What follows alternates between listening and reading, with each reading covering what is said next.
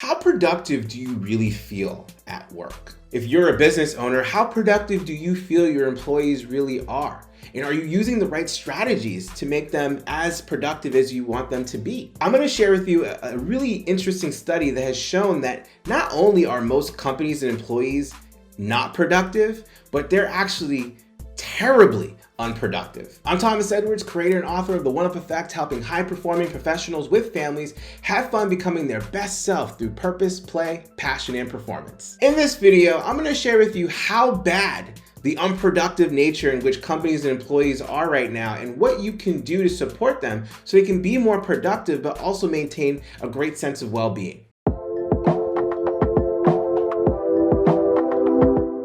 Now, a recently published Task Management Trends report put out on behalf of Reclaim.ai surveyed over 2,000 professionals to analyze how managers and team members are prioritizing and defending their time.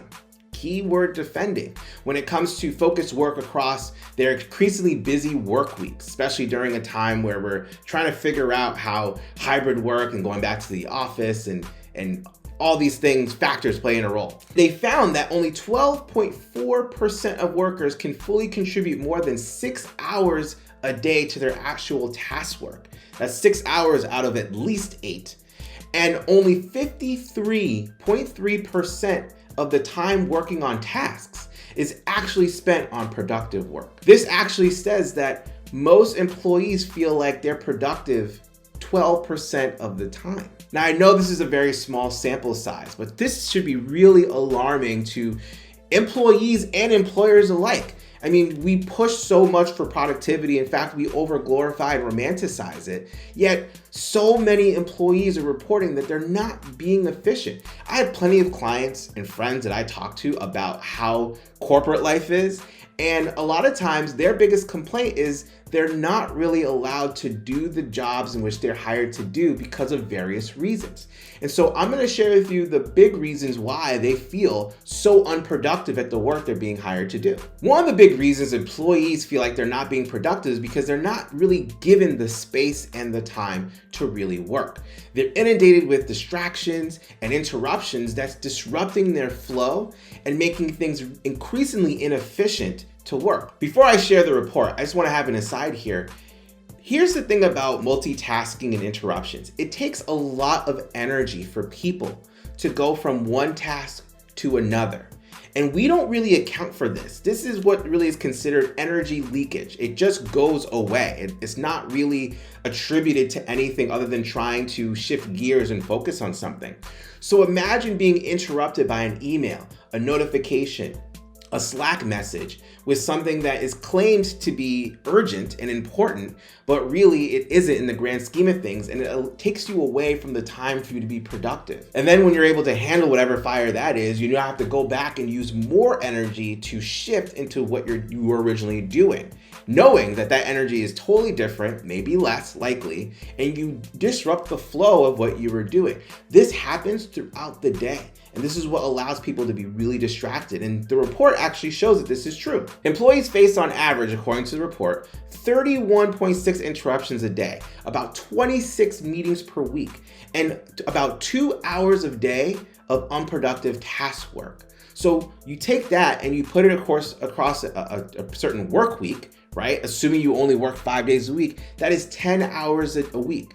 That now goes to over 520 hours a week of unproductive work.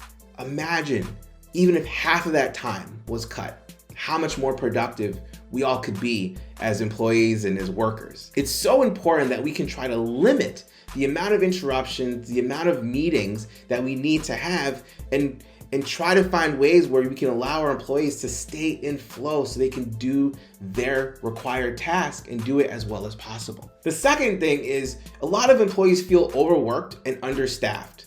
We can always point to the Great Resignation as a huge factor when it comes to this, but I have found through my clients' experiences that a lot of them have had to do more work because of the amount of people who are quitting their jobs. They've been asked to maintain that level of effectiveness while not receiving the adequate support. So imagine if you were a team of 24 doing what a team of 24 is required to do, and half your team leaves.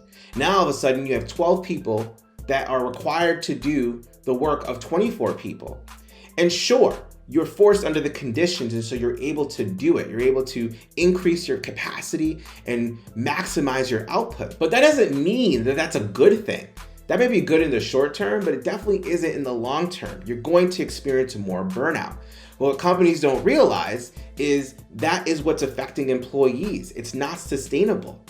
And so if you're not putting back that money that you're making into supporting these employees, it's only a matter of time where the productivity and the efficiency is going to increase. And more employees are feeling worried that they're going to burn out and not be able to meet the performance that is been bestowed upon them due to the Great Resignation and having to maintain this. I mean, let's face it, we all thought that this was going to be temporary, but businesses have not treated this as temporary. And the third thing is a lot of employees feel like they're under a lot of stress and a lot of pressure. Now, going back to that first thing, if those 12 people are able to do the job of what would normally take 24 people to a company, they might think that is great. I wonder if I can get more out of them. So instead of maintaining the quota of 24 people for those 12 people, they may set up higher quotas, higher bars for these people without supporting them by hiring more people, trying to eke out even more productivity, more efficiency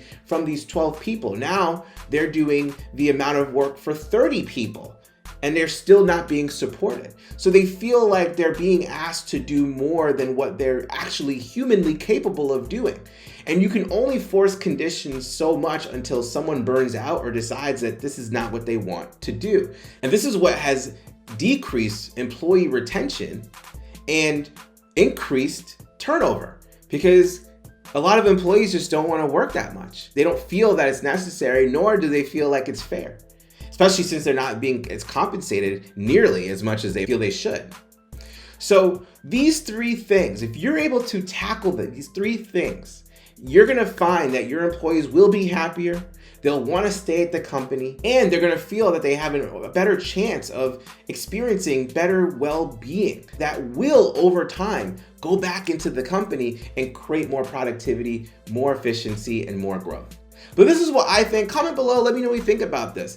This seems to be a really interesting study. I know it's a small sample, but it really does give an inside look of how productive companies really are.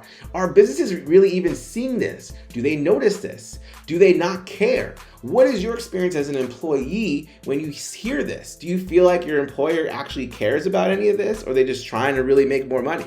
Do you feel as an employer that, wow, I didn't understand this, I didn't realize this was actually going on, maybe I should pay more attention? How are you gonna pay more attention? What are you going to do that's gonna help your employees feel like this is a company that they can actually stay at and not feel like they're going to sacrifice their well-being in order for that to happen? Comment below, let me know what you think. Please like, subscribe, hit that bell, get notified when we put out videos, which happen almost every single day. And if you found this video interesting or inspiring, please share this with someone who might find this interesting or inspiring too.